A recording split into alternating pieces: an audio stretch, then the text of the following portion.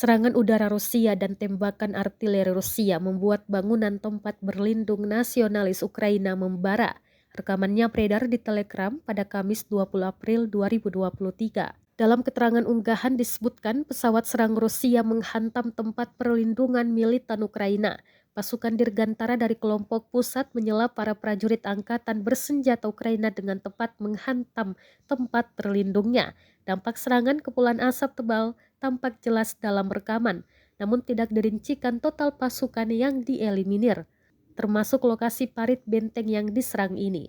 Di sisi lain, pasukan Rusia perlahan mulai menguasai satu persatu wilayah di kota Bakhmut, Donetsk, Ukraina Timur.